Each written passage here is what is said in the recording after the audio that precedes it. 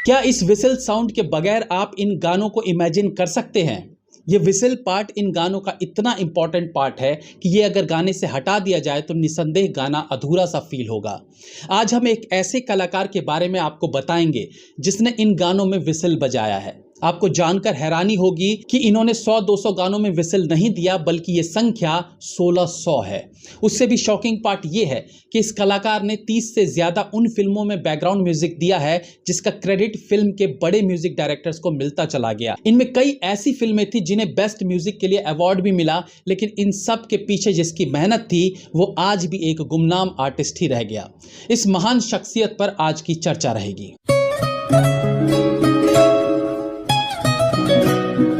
Hindi cinema मतलब music. जब से हिंदी सिनेमा का जन्म हुआ है, म्यूजिक उसका एक अभिन्न अंग रहा है। गीत नहीं है तो फिल्में नहीं। शायद यही कारण है कि हमारे देश में हर साल न केवल सबसे ज्यादा फिल्में बनाई जाती हैं, बल्कि सबसे ज्यादा गाने प्रोड्यूस करने वाला देश भी भारत ही है। एक गाने में अनेकों तरह के इंस्ट्रूमेंट्स का प्रयोग किया जाता है, वो चाहे तबला हो, सितार हो, पियानो, फ्लूट, ड्रम, सैक्सोफोन, तब जाकर एक गीत बनता है। पहले के समय में म्यूजिक डायरेक्टर के नीचे एक म्यूजिक अरेंजर काम किया करता था जो पूरा म्यूजिक बनाता था। अनेकों म्यूजिशियंस गिटार, वायलिन आदि के साथ गाने रिकॉर्ड किया करते थे, लेकिन आज समय बदल चुका है। आज इंस्ट्रूमेंट का साउंड कंप्यूटर सिस्टम पे बैठ के प्रयोग में लाया जा सकता है, सिवाय एक इंस्ट्रूमेंट के, और वो है विसिल। शायद यही कारण है कि करीब 60 साल के नागेश सुरवे आज भी गानों में विसिल बजाते हैं। 40 साल के करियर में उन्होंने 1600 से ज्यादा गानों में विसिल बजाया है। यानी 1975 से लेकर आज तक जितने गानों में आपने सीटी के रूप में कुछ भी सुना है, तो उसे बजाने का श्रेय केवल नागेश सुरवे जी को जाता है।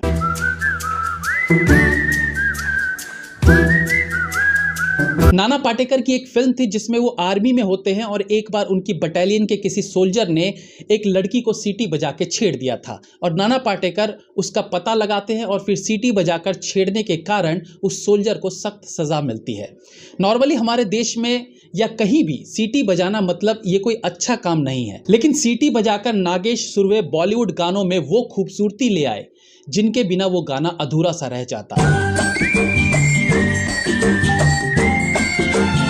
नागेश सुरवे का जन्म मुंबई में नाग पंचमी के दिन हुआ था, और कहा जाता है कि सीटी जो है वो सांपों की भाषा होती है। तो ये भी एक इत्तेफाकी है कि नाग पंचमी के दिन पैदा होने वाले नागेश सुरवे ने सीटी को ही अपना प्रोफेशन बनाया और नाम और शोहरत कमाया।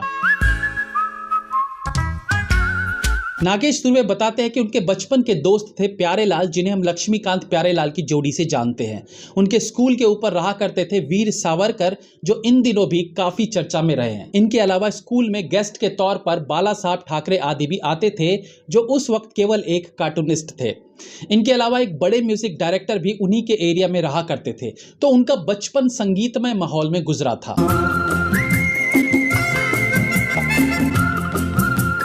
प्यारेलाल जी के पिताजी से उन्होंने वायलिन बजाना सीखा। बड़े होने पर वो म्यूजिक डायरेक्टर्स के लिए गानों में वायलिन बजाने का काम करते थे। एक दिन जब उनका म्यूजिक स्केड्यूल कैंसिल हो गया तो सबने पिकनिक का प्लान बनाया, जिसमें नागेश सुरवे के साथ किशोर शर्मा भी थे। किशोर शर्मा म्यूजिक अरेंजर थे जो एस.डी. बर्मन जैसे बड़े म्यूजिक डायरेक्टर्स के लिए म्यूजिक अरेंज करते थे। आगे चलकर उन्होंने जतिन ललित, नदीम श्रवण और अन्नू मलिक जैसे बड़े म्यूजिक डायरेक्टर्स के लिए भी म्यूजिक अरेंजर का काम किया। उस पिकनिक में नागेश सुरवे मगन होकर सीटी बजा रहे थे तो किशोर शर्मा को लगा ये तो बहुत अच्छी सीटी बजाता है। उन्होंने नागेश को एक गाने में सीटी बजाने के लिए कहा और वो मान गए। ये कोई रीजनल फिल्म रही थी। पहली बार उन्होंने जिस हिंदी फिल्म में विसल दिया वो फिल्म थी जूली, और गाना था दिल क्या करे, जिसमें राजेश रोशन ने म्यूजिक दिया था।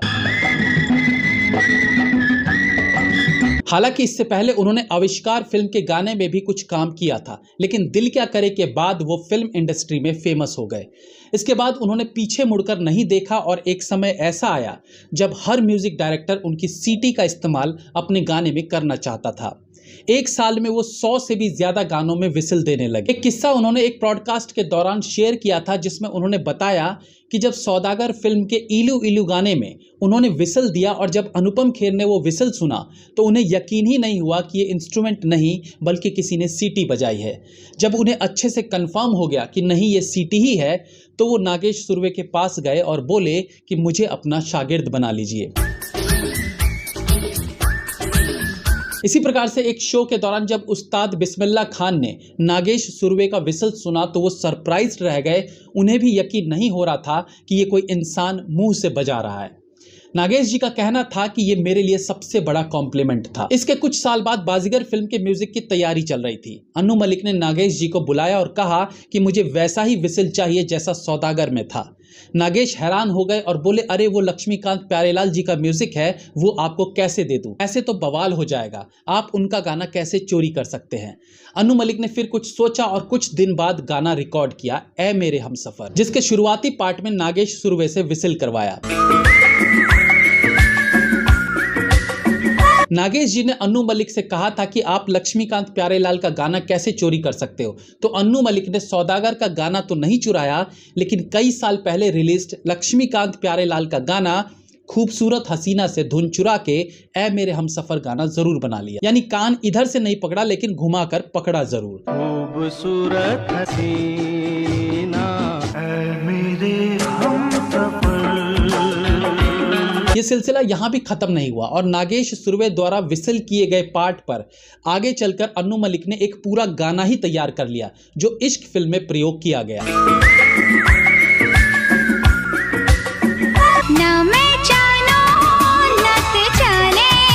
नागेश केवल विसल नहीं बजाते थे, बल्कि वो एक म्यूजिक डायरेक्टर भी थे जिन्होंने अनेकों मराठी और हिंदी फिल्मों में म्यूजिक दिया था, यानी गाने कंपोज किए थे। उन्होंने अक्षय कुमार की जख्मी दिल में भी म्यूजिक दिया था। मराठी फिल्मों में उनका म्यूजिक ब्लॉकबस्टर रहते थे। म्यूजिक डायरेक्टर के तौर पर उन्होंने उदित नारायण, अनुराधा पौडवाल जैसे कलाकारों को ब्रेक भी दिया। जब वो म्यूजिक डायरेक्टर थे तब उन्होंने अपना नाम नागेश सुरवे से चेंज करके रोहित राज कर लिया था। अब इनके टैलेंट के तीसरे पायदान पर आते हैं और आपको बताते हैं कि नागेश सुरवे ने बॉलीवुड की 30 फिल्मों में बैकग्राउंड म्यूजिक भी दिया था, जिसका उन्हें कभी क्रेडिट नहीं मिला। दरअसल 90s और उससे पहले फिल्म इंडस्ट्री में बैकग्राउंड स्कोर जैसा कोई स्पेशल डिपार्टमेंट नहीं था। म्यूजिक डायरेक्टर ही फिल्म में बीजीएम भी देता था और अलग से बीजीएम का नाम भी क्रेडिट में नहीं आया करता था। अब जैसे 1987 में फिल्म रिलीज हुई थी सिंदूर, जिसमें शशि कपूर, जया प्रदा और गोविंदा ने काम किया था। इस फिल्म का म्यूजिक दिया था लक्ष्मीकांत प्यारेलाल ने और इसके गाने बहुत हिट हुए थे, जिनमें पतझड़, सावन, बसंत बहार जैसे गाने शामिल थे।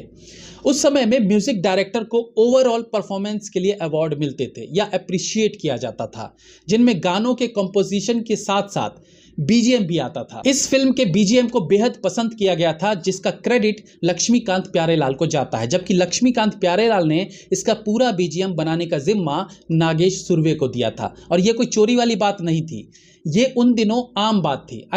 काम करने का ही एक तरीका था, लेकिन उस वक्त को आज से कंपेयर करें तो फील होता है कि नागेश सुरवे का कितना हक मारा गया।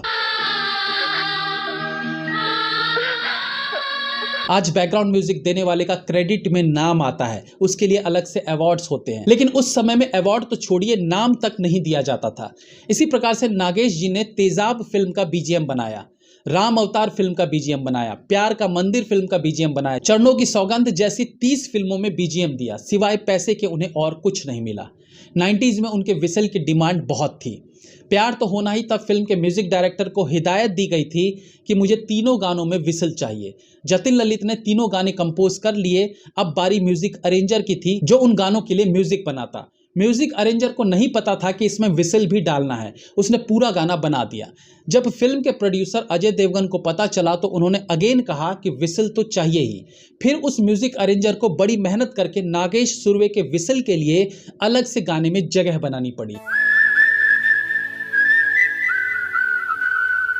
फिल्मों में, गानों में ऐसे ऐसे छुपे हुए आर्टिस्ट होते हैं जिनके बारे में कभी कोई जान ही नहीं पाता। हालांकि आज के समय में तो सेट पर चाय पिलाने वाले का भी नाम क्रेडिट्स में आता है, लेकिन ये उनकी बदकिस्मती ही कहिए कि फिल्म इंडस्ट्री के लिए इतना सारा काम करने के बाद भी आज मुट्ठी भर लोग भी इन्हें नहीं जानते होंगे। और देखा जाए तो फिल्म इंडस्ट्री चलती ही ऐसे है। यहाँ जीरो नॉलेज वाला भी पहली ही फिल्म में एज ए डायरेक्टर काम करना शुरू कर देता है और नवाजुद्दीन सिद्दीकी जैसे टैलेंट को भी उभरने में 20 साल लग जाते हैं।